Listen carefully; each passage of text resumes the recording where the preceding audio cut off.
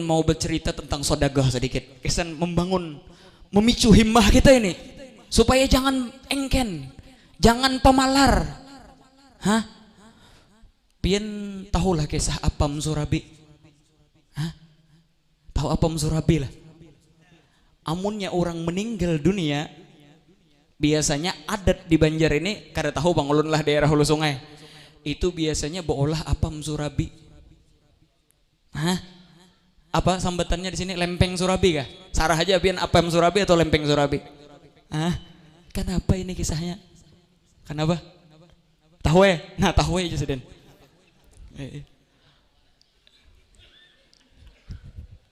Jadi lempeng Surabi ini ada ceritanya di sana. Kada sembarangan orang bola lempeng Surabi. Jadi kisahnya dulu ada orang engken berajut jarak 12 di orang Banjar itu, pemalarnya luar biasa. Jadi orang ini kada suah hadir majelis taklim, kada suah, pemalarnya iya. Orang membangun masjid kada suah umpatan. Sekalinya orang ini meninggal dunia. Meninggal orang ini. Imbah meninggal apa? Orang kampung seberatan temimpi lan orang itu. Jadi ujar buhan kampung, "Madza fa'alallahu bik?" Apa balasan Allah SWT yang Allah SWT berikan kepada engkau? Apa yang diperbuat oleh Allah SWT kepada engkau, wahai orang engken? Artinya kemarin dua malaikat datang, Mungkar sama Nakir, mau menanyakan kepadaku daripada pertanyaan. Akhirnya aku gemetar. Ketika ditanya, saya pun tidak bisa menjawab. Akhirnya malaikat pun mau memukulku. Ketika dia mau memukulku, ternyata ada yang menghalangi. Bakuliling menghalangi.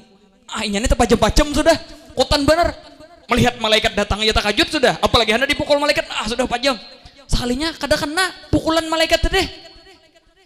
Sekali dilihati ada sesuatu nang bulat bundar. Sekalinya Apam Surabi tadi. Kemana malaikat hendak menjatuh? Kasih itu Apam Surabi berjalan. Hah? Nah dicatok malaikat, Apam Surabi menghalangi. Bakuliling Apam Surabi ini di awaknya. Akhirnya jar malaikat, oh ini berarti bertanda adalah orang yang dikasihi oleh Allah SWT. Akhirnya dimaafkan daripada azab kubur dengan berkat satu Apam Surabi tadi. Inya diselamatkan oleh Allah SWT. Jadi takuni orang kenapa tadi? Maka pian ini kada suah sedekah. Artinya diserbujur aku kada suah. Tapi pada suatu hari suah bersedekah sekali ya Apam Surabi. Wah kata, inilah hanya Apam Surabi ya Allah. Adakah cerita lain? Ada cerita lain. Terjadi di zaman Nabi Muhammad SAW. Ini kita kisah nang di kampung-kampung aja dulu. Saya kira nyaman dipaham. Ini di zaman Rasulullah SAW ada salah seorang perempuan datang kepada Nabi Muhammad SAW. Dan tangannya pada waktu itu get dia bisa. Jar orang Banjar itu sudah karing. Ia di dalam bahasa yang lebih nyaman lagi, tangannya itu lumpuh. Kada kau bergerak. Dan orang ini datang ke rumah Nabi Muhammad SAW. Kebetulan pada waktu itu ada Sayyidatuna Aisyah radhiyallahu subhanahu wa ta'ala anha. Maka dia pun mengucapkan Assalamualaikum, salam sejahtera kepada engkau, kepada kalian.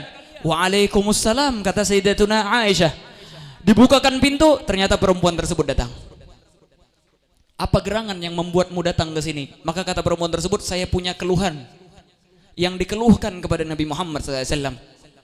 Maka kata Sayyidatuna Aisyah, apa yang membuatmu datang ke sini untuk mengeluhkan daripada keluhanmu? Coba lihat tanganku sedang lumpuh, kering dan tidak bisa bergerak. Maka Sayyidatuna Aisyah pun memanggilkan daripada Nabi Muhammad SAW. Ketika dipanggil, maka kata Rasulullah SAW, saya tidak mau mengobatimu dan memberikan solusi daripada penyakitmu ini kecuali engkau menceritakan apa penyebabnya. Akhirnya perempuan tersebut pun bercerita, tadi malam saya mimpi bahwasanya hari kiamat sudah terjadi. Orang-orang ada yang melewati daripada sirat, ada yang terjatuh daripada sirat tersebut. Dan di dalam mimpi situ saya mendengar daripada teriakan ibuku.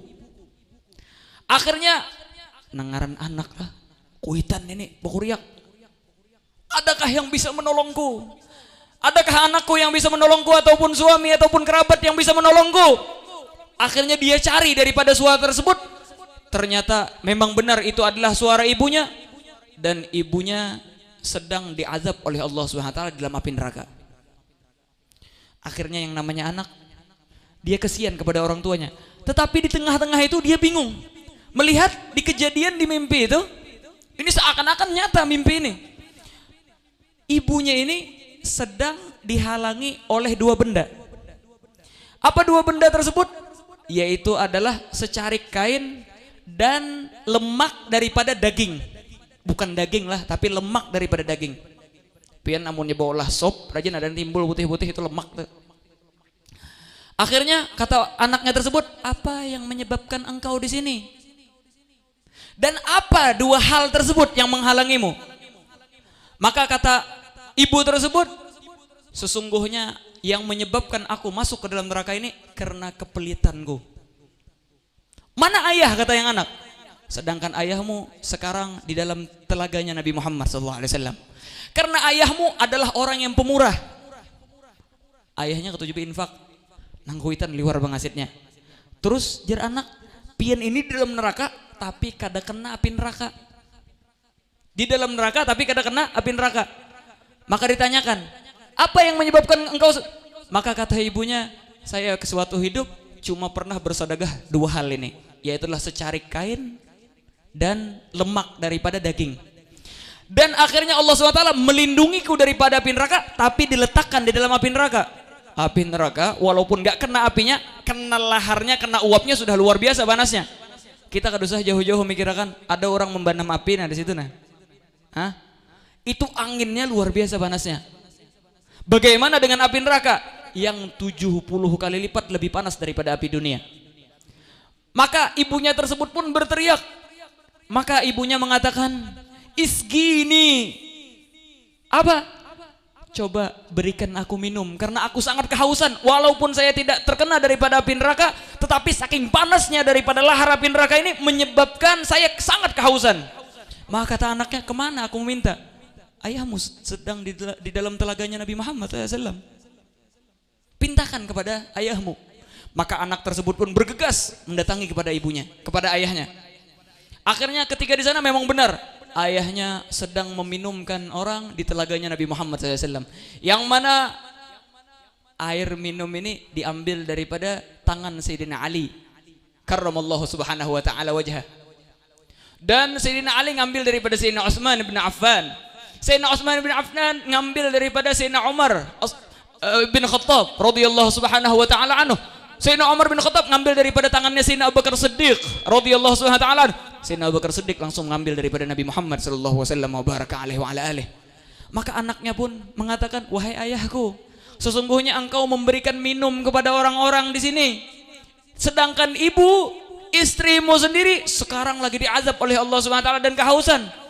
Maka berikanlah kepadaku walaupun satu gelas, wahai ayahku. Maka kata ayahnya, sesungguhnya Allah Subhanahu wa taala telah mengharamkan daripada telaga Haud ini bagi penduduk neraka. Dan saya tidak memberani melawan daripada apa yang dilarang oleh Allah Subhanahu wa taala jalla jalaluhu wa ta'ala azamatuh. Akhirnya anaknya ini saking kesiannya sama orang tuanya, dia rebut dari tangan ayahnya gelas tersebut dan dia bawa lari kepada ibunya.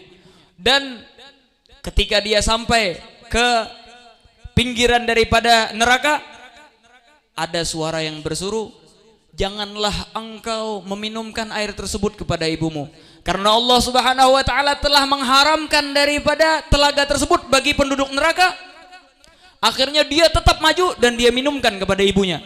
Maka akhirnya ada lagi seruan, aibasallahu subhanahu wa ta'ala yadaki, tanganmu akan dilumpuhkan oleh Allah Subhanahu wa ta'ala dan tanganmu akan dikeringkan oleh Allah Subhanahu wa ta'ala. Maka dengan seruan tersebut dia pun terbangun. Ketika dia terbangun, ternyata memang benar tangannya sudah tidak bisa bergerak lagi. Maka kata Nabi Muhammad SAW, sesungguhnya kepelitan ibumu itu membuatmu mudarat di dalam dunia, bagaimana dengan di akhirat? Maka perempuan tersebut pun menangis dan meminta obati. Akhirnya kata Rasulullah SAW, ini demi sebagai mimpi yang benar daripada Allah Subhanahu wa taala dan sebagai pelajaran bagi orang-orang yang setelahmu. Wahai Allah Subhanahu wa taala, sembuhkanlah daripada dua tangan perempuan tersebut. Akhirnya disembuhkan oleh Allah Subhanahu wa taala jalla jalaluhu wa ta'ala azamatuh. Mahallus syahid yang kita ambil di sini, satu lembar daripada apam surabi, satu carik daripada kain, satu makanan daripada lemak daging, itu bisa menyelamatkan orang daripada azab kubur, azab neraka. Bagaimana kalau satu sak semen yang kita sedekahkan? Mungkin satu sak semen itu berputar na dewa kita. Bagaimana dengan pintu yang kita sedekahkan? Mungkin pintu itu akan menyelamatkan kita. Oleh karena itulah, janganlah kita bermalas-malasan untuk menginfakkan maupun di dalam tenaga kita bagi yang punya tenaga.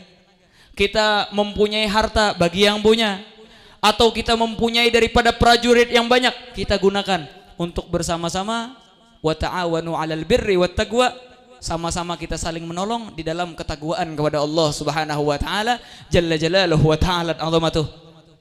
Semoga kita semua diringankan oleh Allah Subhanahu wa taala daripada itu semua. Amin ya rabbal alamin. Luar biasa. Kita mungkin kalau tidak hadir majelis ta'lim seperti ini enggak tahu daripada apa itu pahala orang yang bangun masjid. Mungkin bahkan i'tirad, apa bola masjid habis duit bola masjid aja. Padahal itu yang bakalan menyelamatkan dia kelak di akhirat. Oleh karena itulah diriwayatkan bahwasanya dulu di Madinatul Rasul sallallahu alaihi wasallam ada salah seorang yang membangun rumah yang tinggi dan dia menjadikan gubbatun khadrah min labinah. Dia mempunyai daripada gubbah di rumahnya itu dan terbuat daripada batu bata. Maka Rasulullah SAW pun menanyakan, punya siapa ini? Rumah ini sangat besar. Sedangkan dulu di zaman Nabi Muhammad SAW, Masjid Nabawi itu baru terbentuk daripada apa? Pelepah kurma atapnya. Ini rumah harta pada masjid. Maka kata Rasulullah SAW, punya siapa ini? Maka kata para ulama, kata para sahabat, rajulun minal ansar. Ini salah seorang laki-laki daripada Ansar. Maka akhirnya Rasulullah SAW tahu daripada orang tersebut. Rasulullah SAW langsung merubah daripada raut muka beliau. Ciri dan tanda bahwa Rasulullah SAW tidak senang dengan perbuatannya. Akhirnya besoknya orang ini datang kepada Rasulullah SAW dan dia nggak tahu Rasulullah SAW kenapa kok merubah daripada raut mukanya. Seakan-akan tidak senang dengan orang tersebut. Dia bersama daripada sahabat ngasih salam, dijawab Rasulullah SAW tapi menghadap ke yang lain. Akhirnya dia bertanya, apa penyebab Rasulullah SAW tidak mau menoleh kepada saya? Maka kata Rasulullah, kemarin Rasulullah SAW lewat di rumahmu dan memperdapati rumahmu lebih mewah daripada masjid, lebih mewah daripada Baitullah, daripada rumahnya Allah Subhanahu wa taala. Maka oh begitukah? Akhirnya orang tersebut balik ke rumah, dia sapu ratakan tanahnya dengan tanah. Untuk apa? Mendapatkan daripada keridhaan Nabi Muhammad SAW. Akhirnya dia pun datang kepada Nabi Muhammad SAW. Maka kata Rasulullah SAW, rahimakallah, Allah SWT semoga merahmatimu. Dan setiap daripada apapun, daripada bangunan ataupun harta yang kita miliki di dunia ini, untuk keperluan pribadi